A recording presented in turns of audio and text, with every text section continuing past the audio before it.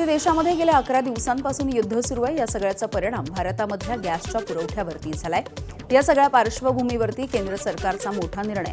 देशभरामध्ये एस्मा कायदा लागू, घरगुती गॅसच्या पुरवठ्याला प्राधान्य दिलं जाणार। गॅसच्या तुटवड्यामुळे पुण्यामधल्या खानावळी बंद, शिक्षणासाठी पुण्यामध्ये राहणाऱ्या विद्यार्थ्यांची मोठी संख्या आहे। गॅसच्या कमतरतेमुळे खानावळ चालकांवरती विद्यार्थ्यांचे पैसे परत करण्याची वेळ आली आहे। व्यावसायिक वापरासाठी सिलेंडरचा पुरवठा बंद करण्याचा सरकारचा निर्णय। सरकारच्या निर्णयामुळे हॉटेल व्यवसायावरती संक्रांती येण्याची शक्यता आहे। सिलेंडरचा सध्या हॉटेलमध्ये असलेला साठा संपल्यानंतर हॉटेल्स बंद करण्याची वेळ येण्याची शक्यता आहे। आखाती देशामधल्या तणावाचा उत्तर महाराष्ट्रामधल्या केळीच्या उत्पादक शेतकऱ्यांना मोठा फटका बसतोय। निर्यातक्षम केळीच्या दरामध्ये घट, केळीचे दर 2200 वरून 1200 रुपये प्रति क्विंटलवरती गेलेत। उत्पादन खर्च देखील निघणार नसल्यामुळे शेतकरी अडचणीत आलेत। आखाती देशामधल्या युद्धाचा दुष्परिणाम डाळिंबाच्या व्यापारावर। निर्यात होणारी डाळिंब स्थानिक बाजारामध्ये मोठ्या प्रमाणावरती आल्यामुळे दर उतरले। डाळिंब उत्पादक शेतकरी आणि व्यापारी हवालदिल। इस्रायल, अमेरिका आणि इराणच्या युद्धामुळे झालेला गॅसचा तुटवडा काही काळासाठीच राहील। गल्फच्या देशाकडून अतिरिक्त गॅस पुरवठा होईल, गृहराज्यमंत्री योगेश कदम यांची माहिती। केंद्र सरकारनं दिलेल्या सूचनांचं पालन राज्य सरकार करणार आहे। नागपूरमधल्या गायत्री भोजनालयामध्ये 3 ते 4 दिवस पुरेल इतकाच गॅसचा साठा शिल्लक आहे। त्यामुळे यापुढे भोजनालय हे कसं चालवायचं असा प्रश्न इथल्या चालकांना पडलाय। 4 दिवसांच्या नंतर काय करायचं असा सवाल आहे। दिवस मॅक्झिममचा साठा आहे माझ्याकडे गॅसचा।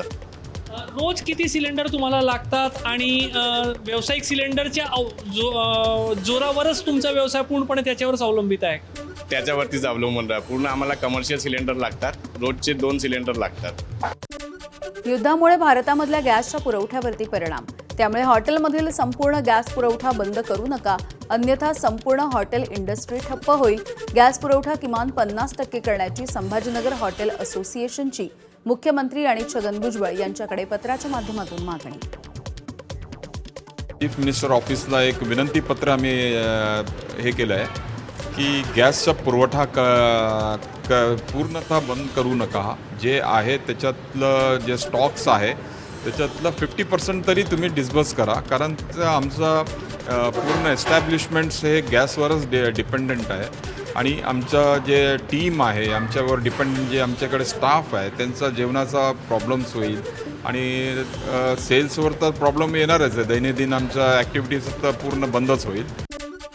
आखाती युद्धामुळे होणाऱ्या अर्थव्यवस्था, ऊर्जा आणि दैनंदिन जीवनावरती परिणाम। केंद्रानं भूमिका मांडावी, शिवसेनेचे नेते आदित्य ठाकरे यांची एक्स पोस्ट। ही माहिती अधिकृत असावी, सूत्रांची नको असाही टोला। कोल्हापूरमध्ये गॅस तुटवड्याच्या भीतीनं सिलेंडर घेण्यासाठी नागरिकांच्या रांगा लागल्यात। राजारामपुरीमधील गॅस एजन्सीच्या दारामध्ये रांग लागली आहे। गॅस न मिळण्याच्या भीतीने वादही होत आहेत। उपाहारगृहांना स्वयंपाकासाठी किमान नॅचरल गॅस मिळत राहावा। 25% पुरवठ्यातही उपाहारगृह, रेस्टॉरंट सुरू राहू शकतील। यामधून किमान रोजगार तरी वाचू शकेल। इंडियन हॉटेल अँड रेस्टॉरंट असोसिएशनची मागणी।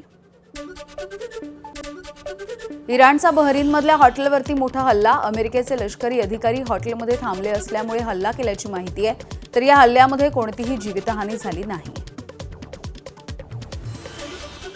बहरीनमधल्या तेल शुद्धीकरण कारखान्यावरती देखील आणखी एक हल्ला करण्यात आलाय। इराणच्या हल्ल्यामुळे रिफायनरीला आग लागली। हल्ल्याच्या नंतर आकाशामध्ये धुराचे लोट पसरले। मोठं नुकसान झाल्याची नोंद आहे। IRGCच्या युद्धनौकेचा स्फोट होतानाची दृश्य समोर येत आहेत। इराणी नौदलाच्या जहाजाचा स्फोट झालाय, याचा व्हिडिओ समोर आलाय। दक्षिण इराणच्या कनगन भागामधली ही दृश्य आहेत।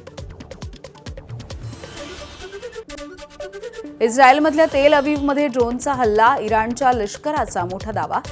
उपग्रह संवाद केंद्र नष्ट केल्याचाही दावा। उपग्रह संवाद केंद्र इस्रायली लष्कराच्या नेटवर्कसोबत जोडलेलं होतं। इराणचा पुन्हा एकदा इस्रायलवरती क्षेपणास्त्रांनी हल्ला।